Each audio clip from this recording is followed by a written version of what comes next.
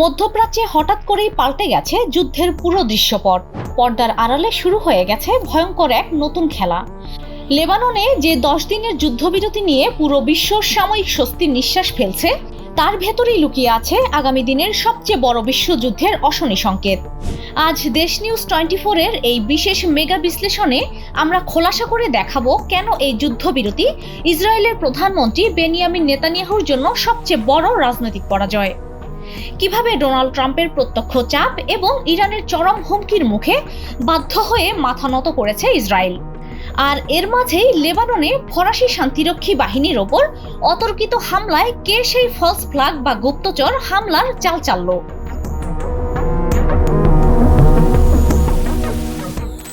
দর্শক, এই যুদ্ধবিরতিকে মার্কিন প্রেসিডেন্ট ডোনাল্ড ট্রাম্প তার নিজের রাজনৈতিক বিজয় এবং শক্তিশালী নেতৃত্বের প্রমাণ হিসেবে তুলে ধরলেও বেনিয়ামিন নেতানিয়াহুর জন্য এটি চরম অপমানজনক একটি ঘটনা। কারণ ইসরায়েলের সেনাবাহিনী এবং স্বয়ং নেতানিয়াহু কোনোভাবেই এই যুদ্ধবিরতিতে রাজি ছিলেন না।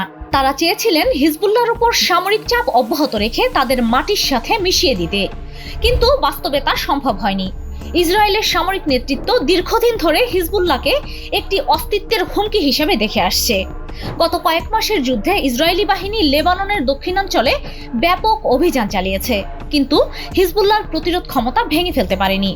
বরং হিজবুল্লাহর রকেট ও ড্রোন হামলায় ইসরায়েলের উত্তরাঞ্চল বারবার ক্ষতিগ্রস্ত হয়েছে। এই পরিস্থিতিতে যুদ্ধবিরতি মানে নেতানিয়াহুর জন্য একটি অসম্পূর্ণ অভিযানের স্বীকারোক্তি।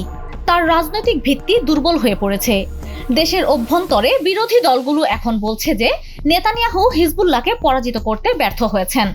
এই যুদ্ধবিরতি তাই তার কাছে শুধু সামরিক নয়, রাজনৈতিকভাবেও একটি বড় ধাক্কা। কেন ইসরায়েল বাধ্য হলো এই যুদ্ধবিরতিতে যেতে? এর প্রধান কারণ হলো ইরান। যুক্তরাষ্ট্র যখন সিরিয়া থেকে তাদের সৈন্য প্রত্যাহার করে নেয়, তখন ইরান খুব সহজেই ইরাক ও সিরিয়া হয়ে হিজবুল্লাহর হাতে ভয়ঙ্কর সব অস্ত্র তুলে দেওয়ার সুযোগ পেয়ে যায়। ইরানের ইসলামিক রেভলিউশনারি গার্ড কর্পস এবং তাদের কুদস ফোর্সের মাধ্যমে এই অস্ত্র সরবরাহ অব্যাহত ছিল। হিজবুল্লাহ এখন শুধু রকেট নয়, উন্নত ড্রোন, অ্যান্টি ট্যাঙ্ক মিসাইল এবং দূরপাল্লার ক্ষেপণাস্ত্রের অধিকারী হয়েছে। ইরান সরাসরি যুক্তরাষ্ট্রকে হুমকি দিয়েছিল, যদি ইসরায়েল লেবাননের সাথে যুদ্ধবিরতিতে না যায়, তবে ইসরায়েলের উপর এমন ভয়াবহ মাত্রার সামরিক হামলা চালানো হবে যার উপযুক্ত জবাব দেওয়ার ক্ষমতা ইসরায়েলের নেই।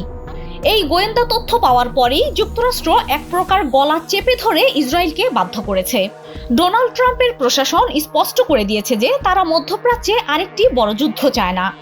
ট্রাম্প তার নির্বাচনী প্রতিশ্রুতি অনুযায়ী আমেরিকান সেনাদের জীবন ঝুঁকিতে ফেলতে চাননি, ফলে ইসরায়েলকে মাথা নত করতে হয়েছে। এখন ইসরায়েল নিজের স্বার্থে নিজের সিদ্ধান্ত নেওয়ার ক্ষমতাও হারিয়েছে। তারা পুরোপুরি অসহায় অবস্থায় পড়েছে।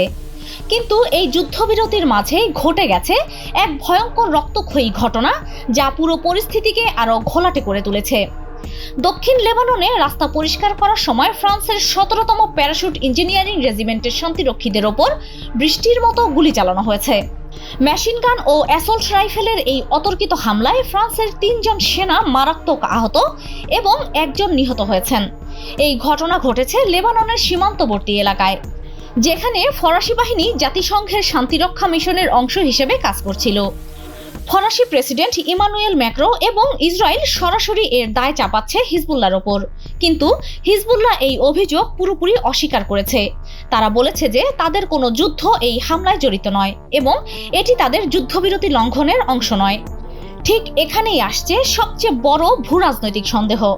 সামরিক বিশ্লেষকরা মনে করছেন এটি হতে পারে ইসরায়েলের একটি সাজানো ফলস ফ্ল্যাগ অপারেশন, কারণ ইসরায়েল মনে প্রাণে চাইছে যে কোনো মূল্যে এই যুদ্ধবিরতি ভেঙে যাক।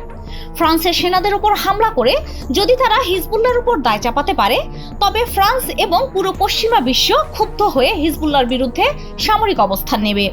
ফ্রান্সের সাথে লেবাননের সরকারি বাহিনীর অত্যন্ত ভালো সম্পর্ক। ফ্রান্স বহুবার ইসরায়েলি আগ্রাসনের কড়া নিন্দা করেছে, এমনকি ইরানের উপর যুক্তরাষ্ট্রের সরাসরি সামরিক হামলারও বিরোধিতা করেছে ফ্রান্স। তাই ফ্রান্সের শান্তিপূর্ণ অবস্থান পরিবর্তন করে তাদের ইরানের বিপক্ষে উস্কে দেওয়ার জন্যই কি এই সাজানো হামলা? এই প্রশ্নটি এখন আন্তর্জাতিক সামরিক মহলে ঘুরপাক খাচ্ছে। ফলস ফ্ল্যাগ অপারেশনের ইতিহাসে এমন অনেক উদাহরণ আছে যেখানে কোনো দেশ নিজের স্বার্থে অন্যের উপর দায় চাপিয়ে যুদ্ধের পরিস্থিতি তৈরি করে।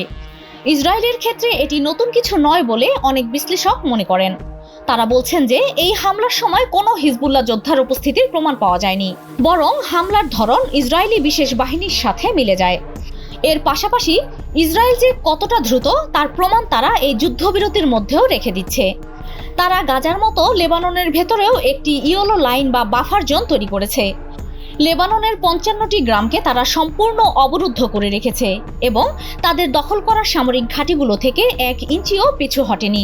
ইসরায়েলের খোঁড়া যুক্তি হলো তারা যদি পিছু হটে তবে হিজবুল্লাহ সেই জায়গাগুলো দখল করে নেবে। অন্যদিকে লেবানন বলছে যে ইসরায়েলের এই আগ্রাসী অবস্থান যুদ্ধবিরতি শর্তের সম্পূর্ণ লঙ্ঘন। এই বাফার জোন তৈরির ফলে লেবাননের সাধারণ মানুষের জীবনযাত্রা বিপর্যস্ত হয়ে পড়েছে।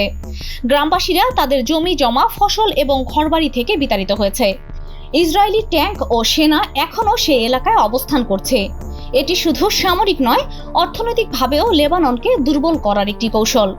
যুক্তরাষ্ট্রের মধ্যস্থতায় স্থায়ী শান্তির যে কথা বলা হচ্ছে তা এক প্রকার অলীক কল্পনা, কারণ ইসরায়েল চরম শর্ত জুড়ে দিয়েছে যে হিজবুল্লাহকে পুরোপুরি অস্ত্র সমর্পণ করতে হবে, যা হিজবুল্লাহ কখনোই মেনে নেবে না। হিজবুল্লাহ লেবাননের রাজনৈতিক ও সামাজিক কাঠামোর সাথে গভীরভাবে জড়িত। তারা শুধু একটি সশস্ত্র গোষ্ঠী নয়, লেবাননের শিয়া সম্প্রদায়ের প্রতিনিধি। অস্ত্র সমর্পণ মানে তাদের অস্তিত্বের অবসান। সব মিলিয়ে মধ্যপ্রাচ্যের পরিস্থিতি অত্যন্ত ভঙ্গুর। যে কোনো মুহূর্তে এই যুদ্ধবিরতি ভেঙে গিয়ে শুরু হতে পারে স্মরণকালের সবচেয়ে ভয়াবহ ধ্বংসযজ্ঞ। ইরান, সিরিয়া, ইয়েমেনের হুতি বিদ্রোহী এবং অন্যান্য প্রতিরোধ শক্তি সবাই একসাথে ইসরায়েলের বিরুদ্ধে দাঁড়িয়ে আছে। যুক্তরাষ্ট্রের চাপ সত্ত্বেও নেতানিয়াহু কতদিন এই অবস্থান টিকিয়ে রাখতে পারবেন তা নিয়ে সন্দেহ আছে। তার দেশের অভ্যন্তরীণ রাজনীতিতে চাপ বাড়ছে। বিরোধীরা বলছে যে তিনি ইরানের সামনে নতজানু হয়েছেন। এই ফলস ফ্ল্যাগ হামলার পেছনে আসল অপরাধী কে?